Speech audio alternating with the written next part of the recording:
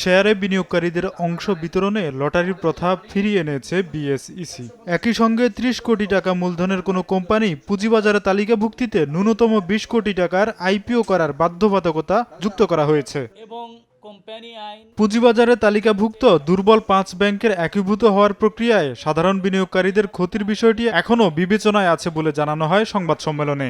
তারা তো এই ব্যাংকের দুরবস্থার জন্য দায়ী নয়, এই কথা কিন্তু আমরা বাংলাদেশ ব্যাংককে চিঠি দিয়ে বলেছি, সরকারকেও বিষয়টা জানিয়ে দেওয়া হয়েছে।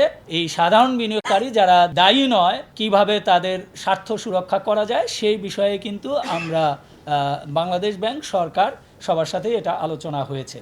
আইপিওতে আগ্রহী কোম্পানি প্রসপেক্টাস বা বিবরণী আরও কঠিন সুপারিশ করতে পারবে স্টক এক্সচেঞ্জ। এমনকি কোম্পানির কারখানা ও কার্যালয় পরিদর্শনেরও ক্ষমতা পাবে তারা। নিয়ন্ত্রক ও ইস্যু ম্যানেজারের জবাবদিহি বেড়েছে।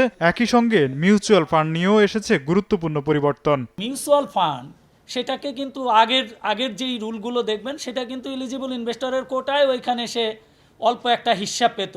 এখন কিন্তু আমরা এটা কি করেছি 10%। মিউচুয়াল ফান্ডের মাধ্যমেও কিন্তু এই বিনিয়োগটা আসবে, যেটা আমরা মনে করি যে একদম প্রফেশনাল ইনস্টিটিউশনাল ডিসিশনের মাধ্যমেই আসতে পারবে। নতুন কোম্পানি আনার ক্ষেত্রে স্টক এক্সচেঞ্জকে আরও শক্তিশালী করা হয়েছে বিধিমালায়। কেন আমরা এই তোফাজ্জল হোসাইন, সময় সংবাদ, ঢাকা।